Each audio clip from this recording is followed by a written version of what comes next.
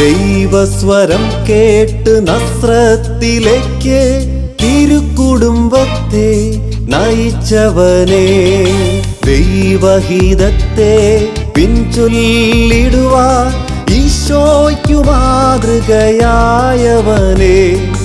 അനുസരണത്തിൻ നിദാനമേ എളിമതൻ വിളനിലമായവനെ, സർവേശനേകിയ ദർശനങ്ങൾ പൂർണ്ണമായി പാലിച്ച പുണ്യവാനേ,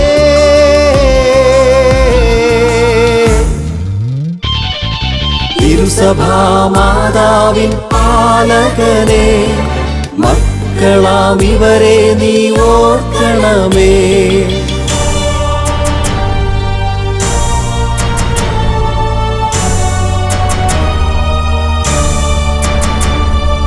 പാലകന്റെ പാധേയം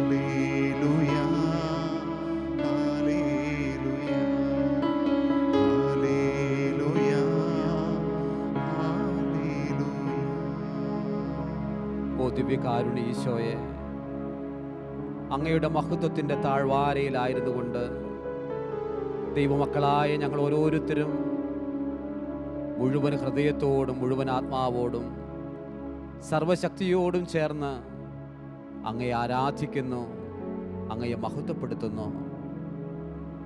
അതേ ദൈവമേ, അങ്ങയുടെ ചിന്തയിൽ വരുവാൻ തക്ക വിധത്തിൽ മർത്യന് എന്ത് യോഗ്യതയാണുള്ളത്? അങ്ങ് ഞങ്ങളെക്കുറിച്ച് ചിന്തിക്കാൻ തക്ക വിധത്തിൽ എന്ത് യോഗ്യതയാണ് അങ്ങയുടെ പ്രിയപ്പെട്ട ഈ ദാസീദാസന്മാർക്കുള്ളത്? ഞങ്ങളെ ഇത്ര കണ്ട് ശുശ്രൂഷിക്കാനും സ്നേഹിക്കാനും ഞങ്ങൾ അവിടത്തേക്ക് എന്ത് കടപ്പാടാണ്, എന്ത് കാര്യമാണ് ചെയ്തിട്ടുള്ളത്? എന്നിട്ടും നീ ഞങ്ങളെ സ്നേഹിക്കുന്നുണ്ടല്ലോ, ഞങ്ങളെ കരുതുന്നുണ്ടല്ലോ.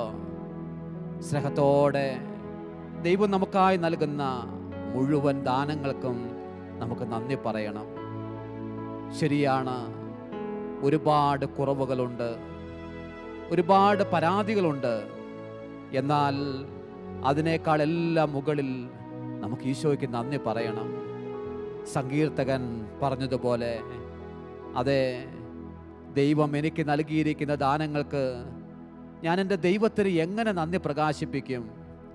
രക്ഷയുടെ കാസ എൻ്റെ കരങ്ങളിലെടുത്ത് ഞാൻ എൻ്റെ കർത്താവിനെ മഹത്വപ്പെടുത്തും. സ്നേഹത്തോടെ നമുക്ക് ഈശോയ്ക്ക് നന്ദി പറയാം.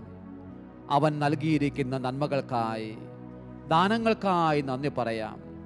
കഷ്ടങ്ങൾക്കല്ല, ദുഃഖങ്ങളെ ഓർത്തല്ല, മറിച്ച് അവൻ നൽകിയ ദാനങ്ങൾക്ക്. ഒരു പിടി ദാനത്തിന്, ഇതാ ജീവനെന്ന് പറയുന്ന ദാനം, പ്രാണനെന്ന് പറയുന്ന ദാനം, ഇന്ന് നമ്മൾ കർത്താവിൻ്റെ മുമ്പിൽ ആയിരിക്കാനുള്ള കൃപ, ആയുസ്, ഇതെല്ലാം ദൈവത്തിൻ്റെ ദാനമല്ലേ? അവൻ ദാനമായി തരാത്തതായി നമ്മുടെ ജീവിതത്തിലെ പാപങ്ങളല്ലാതെ മറ്റെന്താണ് നമുക്കുള്ളത്? അവൻ ദാനമായി തന്നത് മാത്രം നമുക്കുള്ളൂ. അതെ, കർത്താവിൻ്റെ മുമ്പിൽ കടക്കാരാണ് നമ്മൾ ഓരോരുത്തരും. ഈശോയുടെ മുമ്പിലേക്ക് നമുക്ക് കൊടുക്കാം.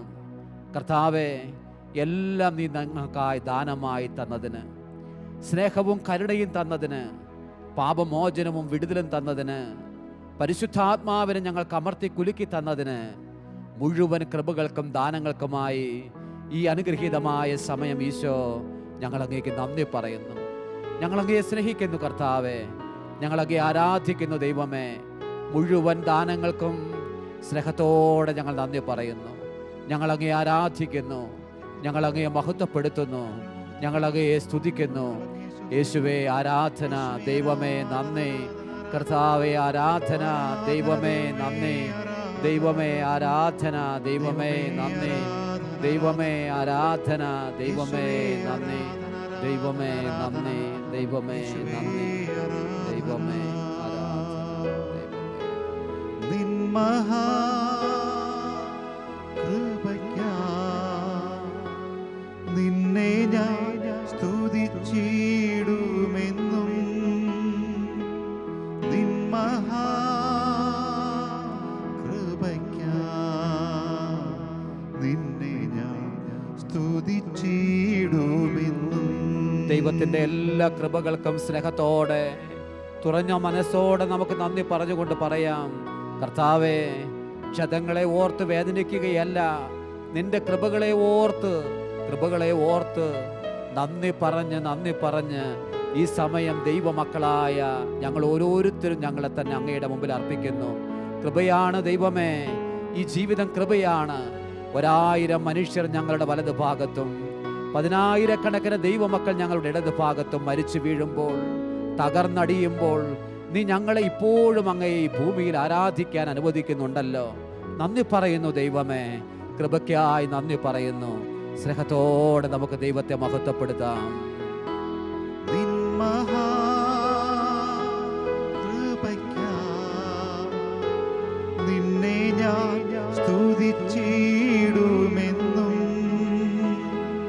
നിന്മഹാ കൃപയ്ക്കാ നിന്നെ ഞാൻ സ്തുതിച്ചിടുമെന്നും. ഈശോയെ ദാനമായി ലഭിച്ചതല്ലാതെ ഞങ്ങളുടെ കൈവെള്ളയിൽ ഒന്നുമില്ല.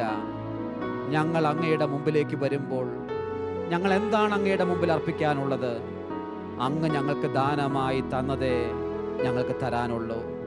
അതിൽ സമ്പത്തുണ്ട്, അതിൽ ദാരിദ്ര്യമുണ്ട്, അതിൽ വീഴ്ചയുണ്ട്, അതിൽ എഴുന്നേൽപ്പുണ്ട്, അതിൽ മഹത്വത്തിൻ്റെ കാലമുണ്ട്, മഹത്വം നഷ്ടമായ കാലമുണ്ട്, അതിൽ വേദനിപ്പിക്കുന്ന അനുഭവങ്ങളുണ്ട്, സന്തോഷകരമായ അനുഭവങ്ങളുണ്ട്. ഓ ഈശോ, എല്ലാം അങ്ങയുടെ മുമ്പിലേക്ക് അർപ്പിക്കുന്നു. അവിടുന്ന് നൽകിയ എല്ലാ കൃപകൾക്കുമായി നന്ദി പറയുന്നു. അതെ, ഞങ്ങളുടെ മഹത്വത്തിൻ്റെ കർത്താവിനെ ഞങ്ങൾ ആരാധിക്കുന്നു. ഏറ്റവും കഠിനമായ യാതനകളുടെ സമയത്തും തിരുക്കുടുംബത്തിൻ്റെ നാഥനായ യൗസേപ്പും നാഥയായ മറിയവും എല്ലാം സമർപ്പിച്ച് ആരാധിച്ചതുപോലെ ഞങ്ങളും ദിവ്യകാരുണ്യ യേശുവിനെ ആരാധിക്കുന്നു. ഞങ്ങളുടെ കഷ്ടനഷ്ടങ്ങളിൽ ഞങ്ങൾ ആരാധിക്കുന്നു, സന്തോഷ സന്താപങ്ങളിൽ ഞങ്ങൾ ആരാധിക്കുന്നു. ഈശോയെ ആരാധന, ദൈവമേ നന്ദി, ദൈവമേ നന്ദി,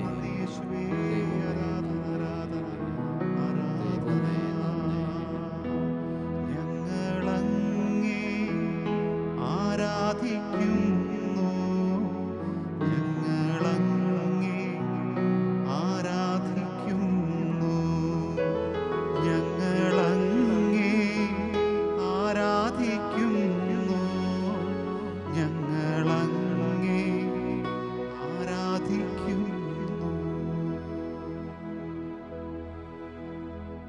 സഹോദരങ്ങളെ, വിശുദ്ധ യൗസേപ്പ് പിതാവിനോട് ചേർന്നുള്ള നമ്മുടെ ഈ അനുഗ്രഹീതമായ ആത്മീയ യാത്രയുടെ 19ാം ദിവസത്തിലാണ് നമ്മളിന്ന്. കഴിഞ്ഞ ദിവസങ്ങളിലെല്ലാം ദൈവം നമ്മളെ ഈ ശുശ്രൂഷയ്ക്കായി അനുവദിച്ചതിന് നമുക്ക് ദൈവത്തിന് നന്ദി പറയണം. കർത്താവ് ഒരുക്കിയ ഈ അനുഗ്രഹീതമായ വിരുന്നിനെ ഓർത്ത് നമുക്ക് നന്ദി പറയണം. നിങ്ങൾക്കറിയാവുന്നതുപോലെ ഈ ശുശ്രൂഷയ്ക്കിട്ടിരിക്കുന്ന പേര് പാലകൻ്റെ പാഥേയം എന്നാണ്. എന്താണ് പാഥേയം എന്ന് പറഞ്ഞാൽ? വഴിച്ചോറാണ്. നമ്മുടെ ഒരാളുടെ ആത്മീയ യാത്രക്കിടയിൽ അല്ലെങ്കിൽ ഭൗതികമായ യാത്രക്കിടയിൽ അവർ കൈമുതലായി അവരുടെ കൂട്ടത്തിൽ കൊണ്ടുപോകുന്ന പൊതിച്ചോറാണ് സത്യത്തിൽ പാഥേയമെന്ന് പറയുന്നത്.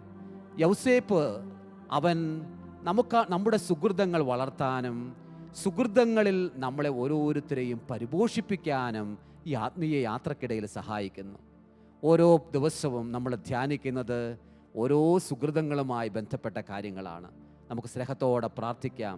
ഈ യാത്ര ഏറ്റവും മനോഹരമായി മുന്നോട്ട് പോയി 33ാമത്തെ ദിവസം ഞങ്ങളെ തന്നെ വന്യനായ യൗസേപ്പിലൂടെ കർത്താവിൻ്റെ കരങ്ങളിൽ സമ്പൂർണ്ണമായി അർപ്പിക്കാൻ ഞങ്ങളെ യോഗ്യമാക്കണമേ എന്ന്.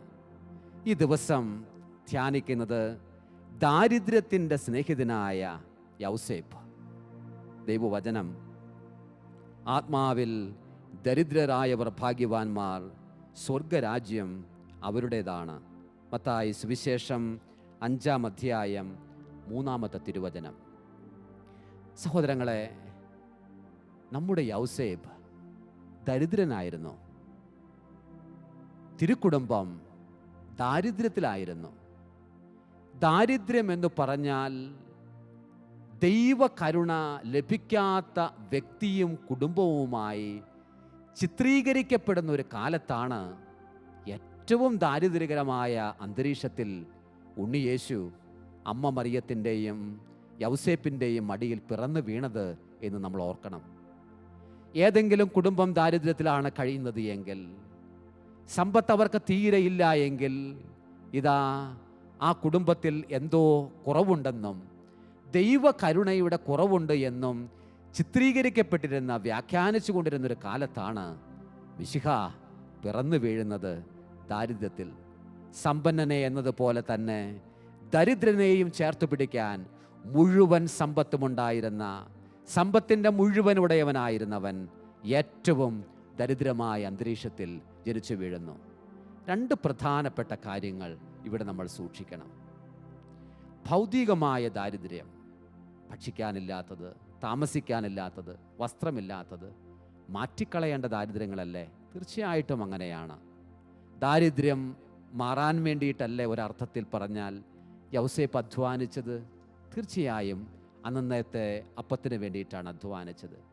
ചില ചരിത്രകാരന്മാരോ അല്ലെങ്കിൽ സഭാപിതാക്കന്മാരോ പറയുന്നതൊക്കെ അനുസരിച്ച് അമ്മ മറിയവും ചെറിയ ജോലിയിലെല്ലാം ഏർപ്പെട്ടിരുന്നു. നെയ്ത്ത് പോലുള്ള ജോലിയിൽ. അവൾ എന്തിനു വേണ്ടിയിട്ടാണ് അതിൽ ഏർപ്പെട്ടിരുന്നത്? തീർച്ചയായും അവരുടെ ഭൗതികമായ ദാരിദ്ര്യത്തിൽ നിന്ന് പതുക്കെ പതുക്കെ മോചനം നേടാൻ വേണ്ടിയിട്ടാണ്. അപ്പോൾ ഇതെന്താണ് ഈ ദാരിദ്ര്യം? ദൈവം മാത്രം സമ്പത്തായിരിക്കുന്നതാണ് ദാരിദ്ര്യം.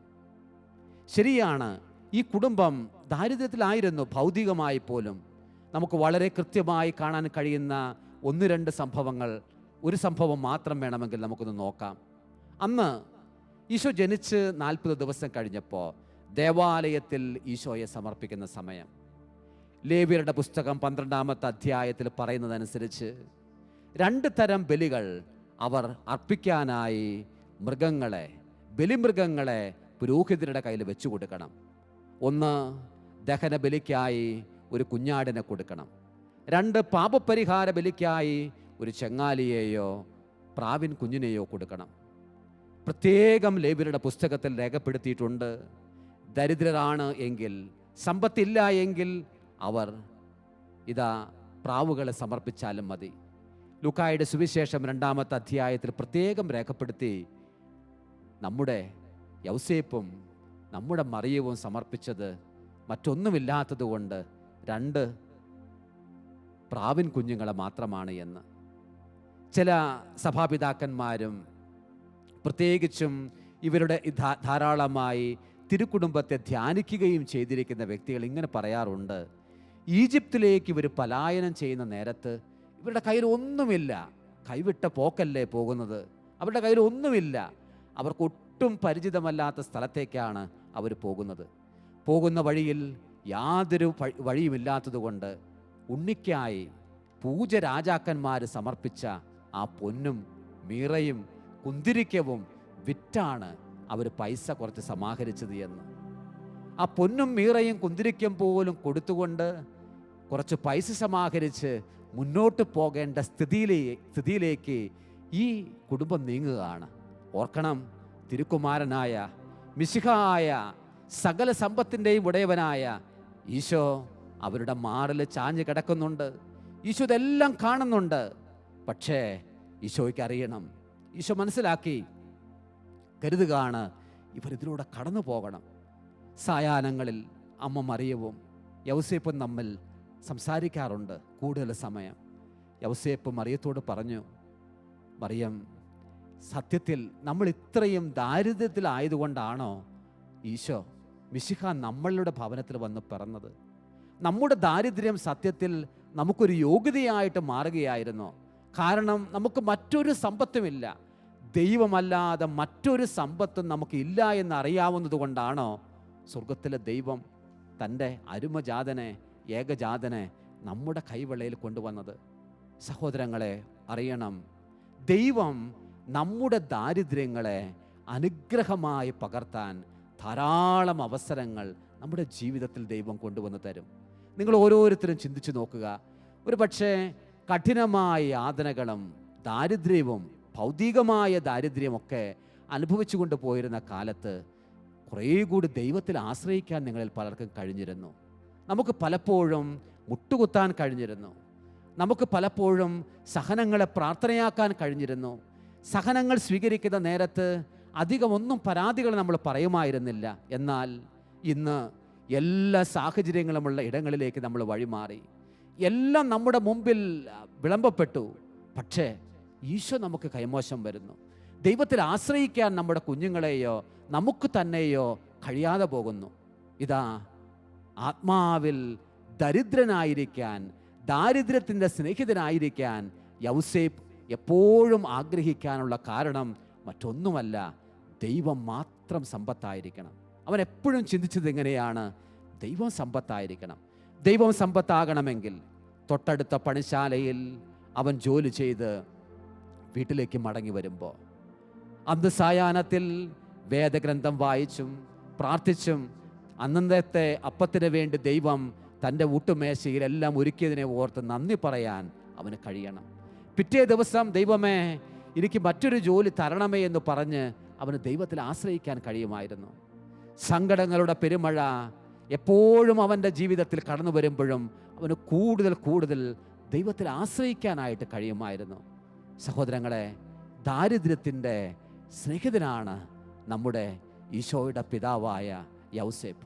നമുക്ക് ഈശോയോട് പറയാം, ഈശോയെ, ഭൗതികമായ സമ്പത്തിൽ നല്ല വസ്ത്രം ഞങ്ങൾ ധരിക്കുന്നുണ്ട്, നല്ല ഭക്ഷണം ഞങ്ങളിൽ പലരും കഴിക്കുന്നുണ്ട്, നല്ല സൗകര്യങ്ങൾ ഞങ്ങൾക്കുണ്ട്. പക്ഷേ ഞങ്ങളുടെ യഥാർത്ഥ സമ്പത്തായ ദൈവം ഞങ്ങൾക്ക് പലപ്പോഴും ഇല്ലാതെ പോകുന്നു. അങ്ങയിൽ ആശ്രയിക്കാൻ ഞങ്ങൾക്ക് കഴിയാതെ പോകുന്നു.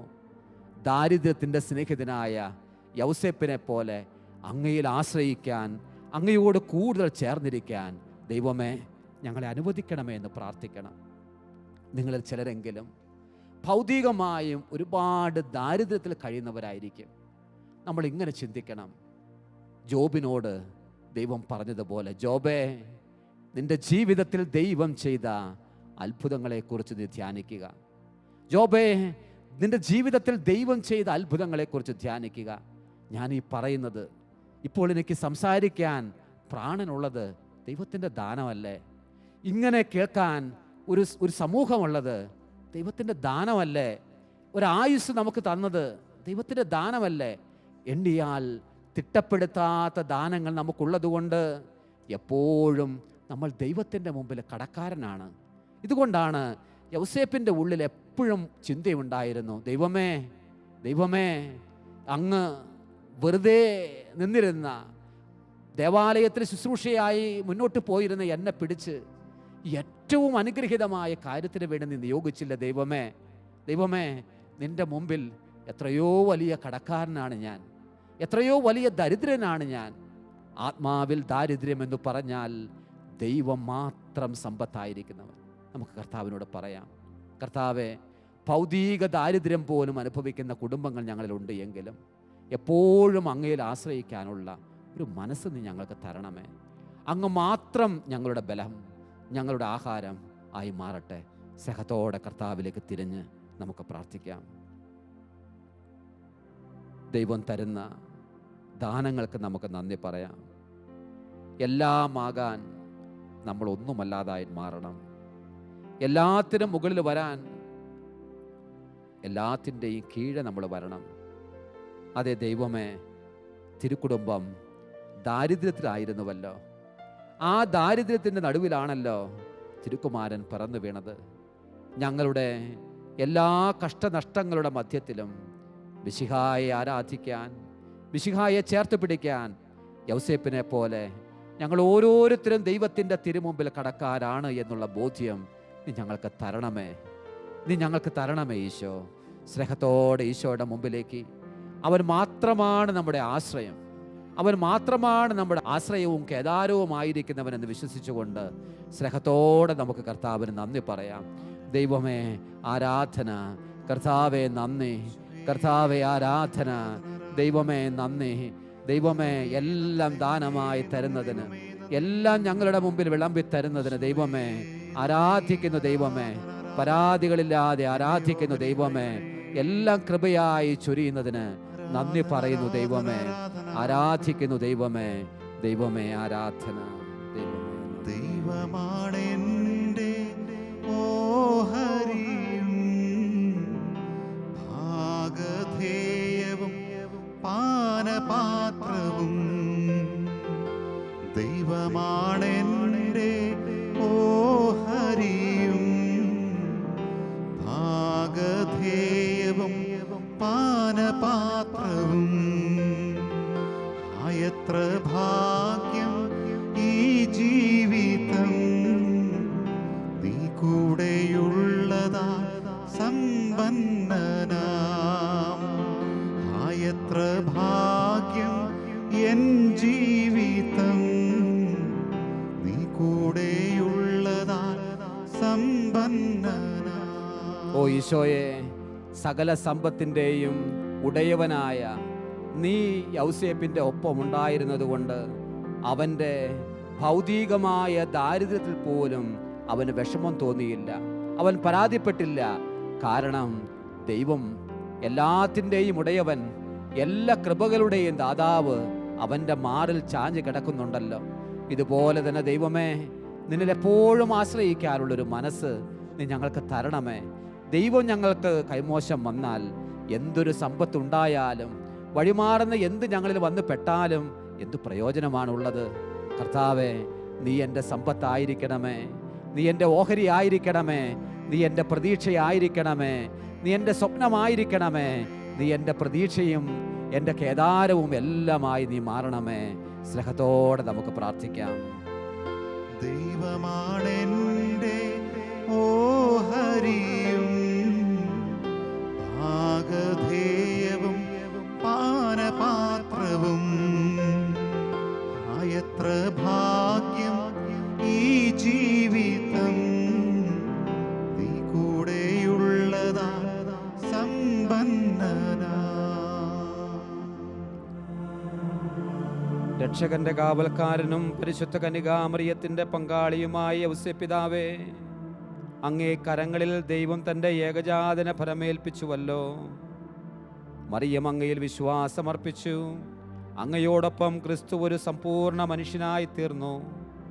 വാഴ്ത്തപ്പെട്ട യൗസേപ്പിതാവേ, ജീവിതപാതയിൽ ഞങ്ങളെ നയിച്ചുകൊണ്ട് ഞങ്ങൾക്കും അങ്ങൊരു പിതാവായിരിക്കണമേ. കൃപയും കരുണയും ആത്മധൈര്യവും ഞങ്ങൾക്കായി നേടിത്തരണമേ. എല്ലാ തിന്മകളിൽ നിന്നും ഞങ്ങളെ കാത്തുകൊള്ളുകയും ചെയ്യണമേ. ആമേൻ.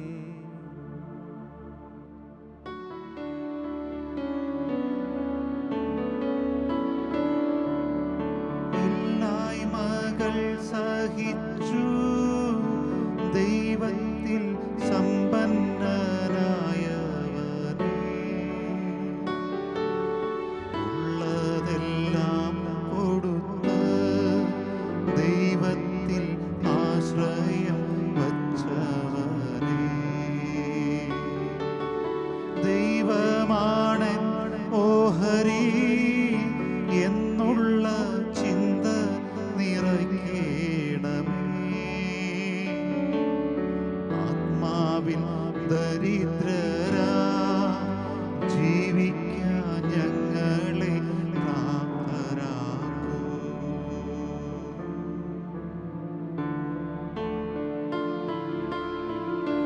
പരിശുദ്ധയാകും ദൈവമാതാവേ, ഞങ്ങൾക്കായി പ്രാർത്ഥിക്കണേ. പരിശുദ്ധനാകും മാർയോസേപ്പേ, ഞങ്ങൾക്കായി പ്രാർത്ഥിക്കണേ. ദൈവമാതാവിൻ വിരക്ത ഭർത്താവേ, ഞങ്ങൾക്കായി പ്രാർത്ഥിക്കണേ. ദൈവപുത്രന്റെ സംരക്ഷകനെ, ഞങ്ങൾക്കായി പ്രാർത്ഥിക്കണേ. എത്രയും ശക്തനാം മാർയോസേപ്പേ, ഞങ്ങൾക്കായി പ്രാർത്ഥിക്കണേ. അനുസരണം ബലിയാക്കിയ താത, ഞങ്ങൾക്കായി പ്രാർത്ഥിക്കണേ. ദാരിദ്ര്യത്തെ പുൽകിയ താത, ഞങ്ങൾക്കായി പ്രാർത്ഥിക്കണേ. കന്യകമാരുടെ സംരക്ഷകനെ, ഞങ്ങൾക്കായി പ്രാർത്ഥിക്കണേ. കുടുംബങ്ങളുടെ ശക്തിയാം താത, ഞങ്ങൾക്കായി പ്രാർത്ഥിക്കണേ. വേദനിക്കുന്നവർ തന്നുടെ താത, ഞങ്ങൾക്കായി പ്രാർത്ഥിക്കണേ. രോഗികളുടെ പ്രത്യാശയാം താത, ഞങ്ങൾക്കായി പ്രാർത്ഥിക്കണേ. സാത്താൻ ശക്തിതൻ ഭയകാരണമേ, ഞങ്ങൾക്കായി പ്രാർത്ഥിക്കണേ. ലോകപാപം ഹനിക്കും ദിവ്യമേഷമേ, പാപം പൊറുക്കണമേ. ലോകപാപം ഹനിക്കും ദിവ്യമേഷമേ, പ്രാർത്ഥന കേൾക്കണമേ.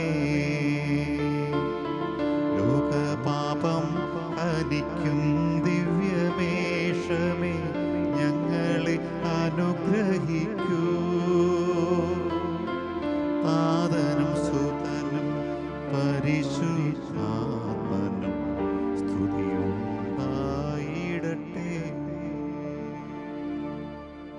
നമുക്ക് പ്രാർത്ഥിക്കാം. കർത്താവ് ഈശോയെ, അങ്ങയുടെ ഏറ്റവും പരിശുദ്ധയായ മാതാവിൻ്റെ വിരക്ത ഭർത്താവായ വിശുദ്ധ യൗസേപ്പിൻ്റെ യോഗ്യതകളാൽ ഞങ്ങൾക്ക് സ്വയം പ്രാപിക്കുവാൻ കഴിയാത്ത കൃപകൾ അങ്ങേയറ്റം അനുഗ്രഹിക്കപ്പെട്ട ഈ പുണ്യപിതാവിൻ്റെ മധ്യസ്ഥത്തിലൂടെ പ്രാപിക്കുവാൻ ഞങ്ങൾക്കിടയാക്കണമേ എന്ന് താഴ്മയോടെ ഞങ്ങൾ യാചിക്കുന്നു. നിത്യം പിതാവും പുത്രനും പരിശുദ്ധാത്മാവുമായ സർവേശ്വര എന്നേക്കും.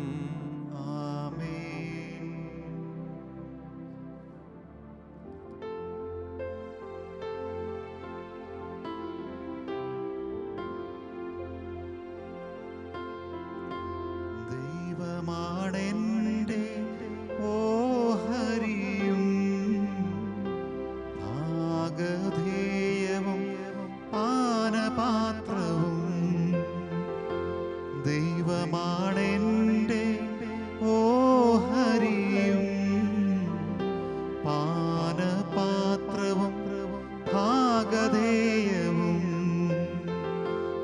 എത്ര ഭാഗ്യം ഈ ജീവിതം, നീ കൂടെയുള്ളതാ സമ്പന്നനാ.